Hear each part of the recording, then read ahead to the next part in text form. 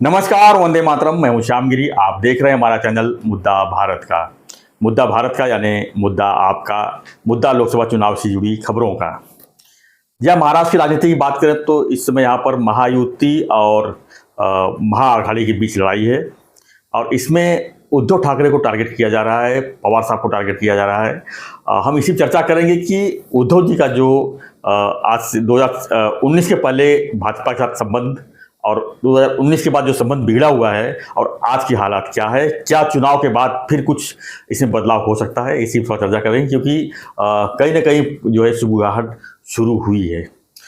Sir क्या मानते हैं सर, शिंदे साहब जिस तरह से शिवसेना और चिन्ह लेकर आए भाजपा के साथ, एनडीए के साथ, उसमें कुछ संदेह दिख रहा है? क्या लग रहा है कि उद्धव जी को फिर से कुछ ना कुछ टारगेट मतलब जाना पड़ेगा और कुछ नया कुछ हो सकता है? सर कैसे है ना कि हमने एक वीडियो बनाया था और लोगों ने भी उसको सीरियसली लिया जी, मगर मुझे खेद और आनंद दोनों है। खेद इसलिए कि ये बुरी बात है, वो सच होने जा रही है, और आनंद इसलिए कि प्रकाश आंबेडकर जैसे नेता ने अपना पूरा वीडियो उठा के आज अपना स्टेटमेंट करके दे दिया। उन्होंने बोला कि उद्धव ठाकरे मेरे को एक या लोगों को एक लेटर लिख के दे कि लोकसभा चुनाव के बाद वो भाजपा के साथ नहीं जाए जी, क्योंकि मुझे आशंका नहीं, खातरी है कि लोकसभा चुनाव के बाद उद्धव ठाकरे मोदी और शाह के साथ पैचअप करके बीजेपी के साथ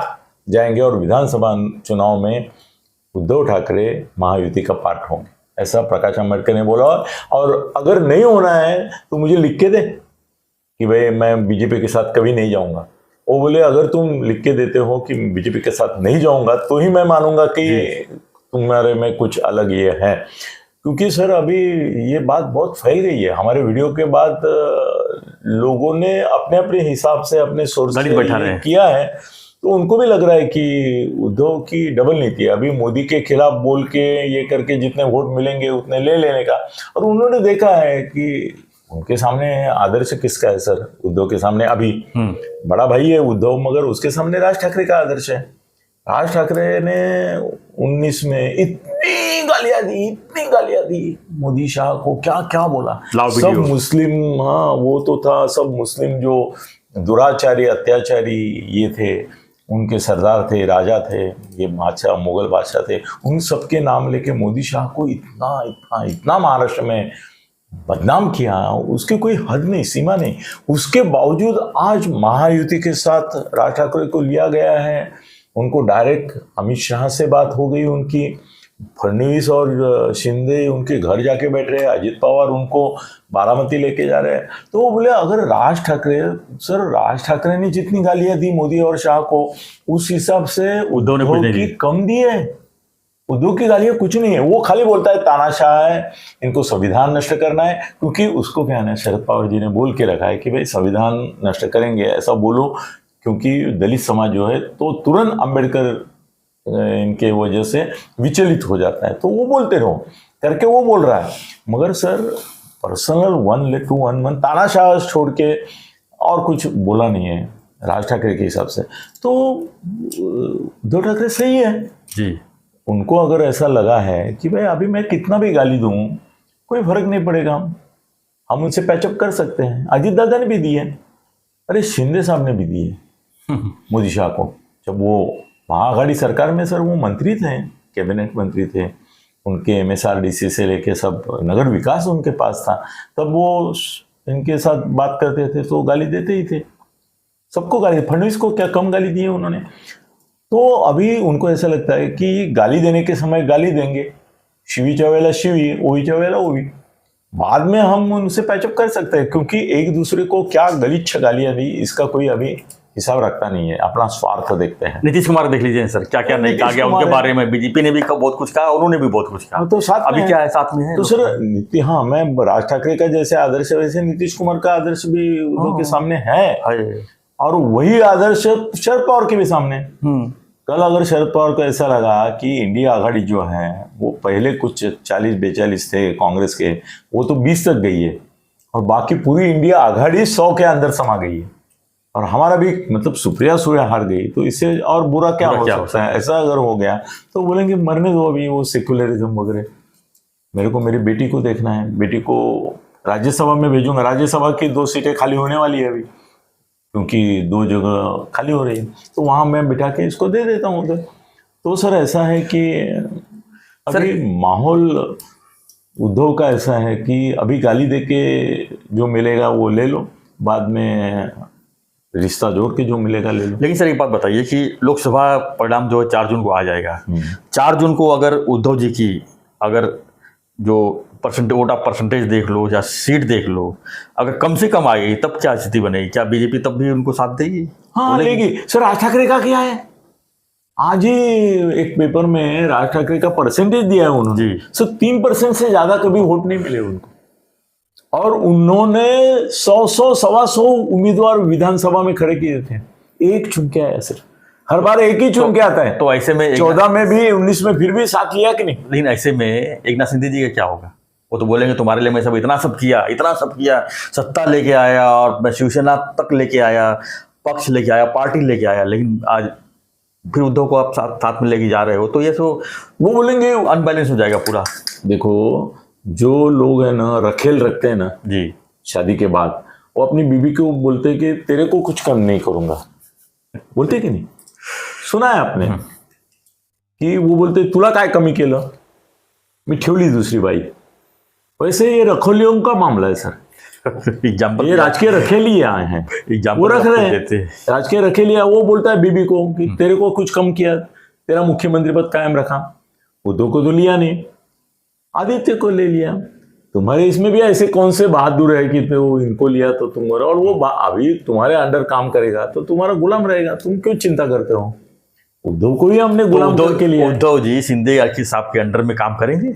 उद्धव कहाँ करने का, उद्धव पक्ष प्रमुख बना रहेगा, उद्धव थोड़ा मंत्रिमंडल में आने वाला है, आदित्य आएगा ना। उनके बाकी जो है अनिल परब है, जिन जिनको हमने बदनाम किया है, पक्ष प्रमुख तो शिंदे साहब रहेंगे ना सर? नहीं, पक्ष प्रमुख शिवसेना के रहेंगे, मगर उबाठा के तो यही रहेंगे। उबाठा अलग से अच्छा, वो ये बातें ही छोड़ देंगे कि भाई मेरे को शिवसेना चाहिए, उबाठा की तरफ से आवा। वो उबाठा की सर कैसे है, मन से है। उबाठा अलग है, अजित दादा की पार्टी अलग है, शरद पवार की पार्टी मतलब दो राष्ट्रवादी, दो शिवसेना, मतलब इस कड़ी में एक पार्टी और। सर कैसा है ना कि कांग्रेस छोड़ के सभी एक साथ हो जाएंगे और सरकार बनेगी, ऐसा भी हो सकता है। एक देखो, अगर एकनाथ जी शिंदे को प्रॉमिस किया गया कि भाई 2.5 साल आपके ये और 2.5 साल अगले आप मुख्यमंत्री रहेंगे, तो वो उद्धव ठाकरे को अंदर लेने के लिए मना नहीं करेंगे, मतलब महायुति में। और उबाठा करके वो आएंगे, बोलेंगे चलो कोर्ट में मरने दो, अभी हम तुम उबाठा करते हम रहते, तुम शिवसेना करके रहो, हमारा कोई ये नहीं। और सब भी बोलेंगे कि भाई मेरे बगल बच्चों को जरा ये करो, जयंत पाटिल को मंत्री करो, इसको करो, भुजबल और इनको सबको, अजित दादा के 10 लोगों को किया कि नहीं, बड़े बड़े लोगों को किया मंत्री जी। वो कहाँ शिंदे की मर्जी थी?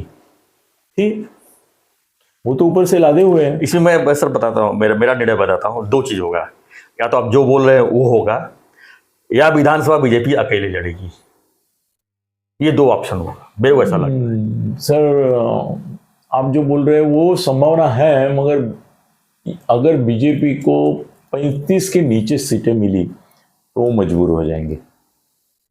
मतलब 41 है ना, मतलब बहुत कुछ जो है लोकसभा रिजल्ट बताएगा। हाँ सर, कैसे है ना, लोकसभा रिजल्ट पे ये अवलंबन है। अगर लोकसभा में महाआघाड़ी का खात्मा हो गया जी, और इनके 40-41 आ गए, तो फिर वो इनके पीछे आ जाएंगे।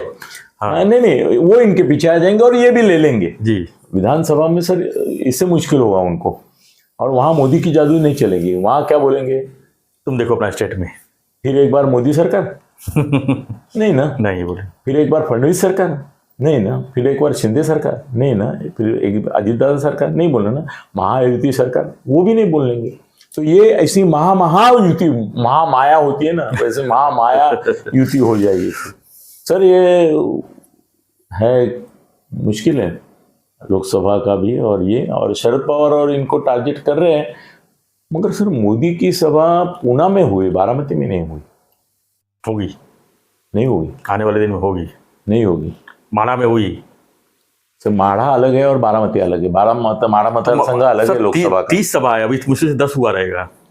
नहीं, मैं क्या बोलता हूं कि अगर सुप्रिया को गिराने के लिए मोदी ने तय किया है और शरद पवार को धक्का देने का, तो पूना में सभा लेके सर, पूना की सभा में 4 उम्मीदवारों को प्रचार हम करेंगे, ऐसा मोदी साहब के इसमें बोला है सभा में। कि बारामती का भी प्रचार जो है, सुनेत्रा वहिनी भी यहाँ रहेगी पूना के सभा में, पूना में ही निपट लेंगे चारों का, ऐसा बोला है उन्होंने। तो सब पूना के आसपास ही है ना सर, बारामती और बाकी सब। नहीं सर, मानता मैं बारामती में जाके चुनाव की प्रचार सभा लेना मोदी ने और पूना में रह के सभा लेना में फर्क है। पिछली बार भी पूना में सभा हुई थी उनकी, मगर शरद पवार ने उनको रिक्वेस्ट किया बारामती मत आना, तो नहीं गए थे। अब भी यही हो रहा है, अब भी यही हो रहा है ना। कहाँ जा रहे हैं बारामती, बोल रहे बारामती माढ़ा और ये नहीं, वो सर वो होगा ही कि मैं तुम्हारी बच्ची को मदद। सर इसलिए मुझे ऐसा लगता है कि अजीत दादा को शरद पवार से ज़्यादा भाजपा और मोदी साहब से डरना चाहिए कि वो अगर सोचते हैं कि अजीत दादा को भी कट्टे साइज करके रखना है अगर, तो सुनेत्रा वहिनी को वो सपोर्ट बीजेपी से नहीं मिलेगा, फिर अजीत दादा अकेले पड़ जाएंगे। और पूना में सभा लेना और बारामती में नहीं जाना, सर एक एक ऐसे डिस्टेंस पे उन्होंने सभा ली है बाजू बाजू के इसमें भी, तो पूना में सभा ले रहे हैं, उसमें 4 ये कर रहे हैं, तो बारामती में क्यों नहीं जा रहे। सर मैं पहले से आशंका जता रहा था कि शरद पवार की कॉन्स्टिट्यूएंसी बारामती जो है सुप्रिया की, उसमें मोदी साहब नहीं जाएंगे, और इसका अर्थ जो निकालना है वो बराबर निकाला जाएगा उनके लोगों के इसमें। तो सर मोदी साहब भी और शाह साहब भी अभी मेरे ख्याल से सर उन्होंने उड़ीसा में भी कोशिश की थी पटनायक के साथ नहीं करने की, नहीं हो पाया, मगर उन्होंने कल स्टेटमेंट दिया, वो बोले वो जब हमको मदद चाहिए वो मदद करते हैं, चुनाव में नहीं है हम साथ में मगर मदद करते हैं, वो हमारे दोस्त मित्र हैं, ऐसा बोला है। ये नई व्याख्या हो रही है, महायुति में मत आओ, एनडीए में मत। चुनाव के बाद बहुत से लोग एनडीए में आएंगे शामिल होकर, जितना सीट जिसके पास मिलेगी वो हिसाब से आएगा, मेरे को लगता है सर। ये तो ऐसा कर रहे कि भाई कांग्रेस के उम्मीदवारों को ही भगा रहे, तो इसमें भगाया सूरत में इंदौर में। सर अभी मेरे पास खजुराहो का भी आया है, खजुराहो में भी हो गया है, अनाउंस कल होगा। खजुराहो में ये इधर सूरत में नीलेश कुंभानी कांग्रेस का फूट गया, और मुकेश दलाल जो चुन के आया बीजेपी का निर्विरोध, उसके गाड़ी में बैठ के उसके फोटो है। कांग्रेस वालों को भी पता नहीं था। अक्षय बम इंदौर में आ गया कांग्रेस का इनके साथ, और शंकर लाल क्या है ये शंकर लालवानी वो बीजेपी के विद्यमान है, वो आ गए। और खजूर में तो सर हैरानी देखो, वो इंडिया के अंदर खजुराहो में ये सपा का जो कैंडिडेट थी मीरा यादव करके, वो अपने फॉर्म पे साइन ही नहीं किया, बाप रे, और किसी के ध्यान में नहीं आया, बात हो जाएगी। और चुनाव आयोग का जो अधिकारी था उसका करते हुए था, उसको बताना चाहिए था कि भी तुमने साइन नहीं किया, उसने भी बताया नहीं। तो ये मिली भगत होगी शायद उसकी 100%, क्योंकि वो विष्णुदत्त शर्मा जो है उनको चुनाव डिक्लेयर नहीं किया है, क्योंकि वहां पे थोड़े अपक्ष है, फालतू। यहाँ भी ऐसा है, ये अक्षय बम का जो है वहां भी थोड़े अपक्ष है करके डिक्लेयर नहीं हुआ। सूरत का तो हो गया। सर 3 जगह आप शुरू में ही ये करते हैं, ये क्या, ये ऐसी मिली भगत बीजेपी वाले कर सकते हैं ना। अभी कांग्रेस का उम्मीदवार इनका उम्मीदवार था, इसका मतलब वही हो गया। मेरे को तो ऐसा लगता है कि महाराष्ट्र में कुछ उद्धव के उम्मीदवार और शरद पवार के उम्मीदवार और कांग्रेस के उम्मीदवार अंदर से बीजेपी से अभी से मिले होंगे, मगर दूसरा भी डर लगता है कि शिंदे साहब के कुछ उम्मीदवार उद्धव से भी मिले होंगे, तो क्या करेंगे। कुछ नहीं, कुछ कहा नहीं हो सकता है, कुछ भी नहीं कहा ऐसा भी हो सकता है। बाद में क्या होगा, राजनीति कुछ अलग ही थलग बनी हुई है। क्या बोलेंगे अभी इसके ऊपर। अभी सर आज मुझे सुबह एक ने बताया कि वर्षा गायकवाड़ को अगर टिकट दिया है, उसने फॉर्म भी भरा मेरे ख्याल से अभी, मगर वो टिकट उसका काट के नसीम खान को देने का चल रहा है। फॉर्म भरने के बाद मतलब और एक फॉर्म आएगा उधर। सर नासिक में ऐसा हुआ है, एक कोई साधु है, उसने शिवसेना वो ये तुम्हारे शिंदे गुट की ओर से फॉर्म भर दिया है और बोल रहा है कि हमारा हो गया, मेरा ये क्या फॉर्म आता है वो मिलेगा, ये भी फॉर्म। पता नहीं चल रहा है क्या हो रहा है। वहाँ गोडसे भी बोल रहा है मेरा भी हो गया, वो ये दूसरा बोरस थे वो बोल रहा है मुझे तो बुला लिया था बंगले पे। यहाँ पे भी ये साधु भी बोल रहा है यहाँ भी है ये राजाभाऊ वाजे जो है उबाटा का, नासिक का। सर आज सुबह मुझे किसी ने बताया कि वो भी ऐसा ही करने वाला है। सामने से उम्मीदवार नहीं है करके रुका हुआ है, मगर वो भी पीछे जाने वाला है।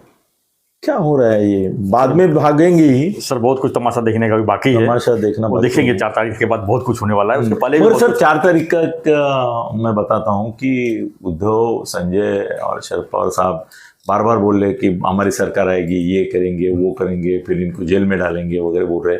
सर ये सब है ना, ये चुतिया बनाने का धंधा है, वोटरों दूसरा को। कुछ नहीं। नहीं, वोटरों को क्या, अपने खुद को भी, हम्म। कि इनको मालूम है हमारी सरकार आने वाली नहीं है, मगर 4 जून तक इनको कुछ झूठ बोलने को अलाउड है, क्योंकि जब तक निकाल आता नहीं है। जी, मगर सर ऐसे मुंह पे कल गिरने वाले हैं। और आपने देखा ना 2019 में क्या हुआ। हाँ, सरकार वैसे ही किसी चल रहा बात- था कि आमचंच सरकार येणार, आम्ही अमुक करणार, वही बस। बस ये चल रहा है। ये चुतिया बनाना, सब पब्लिक चुतिया न बने बाबा।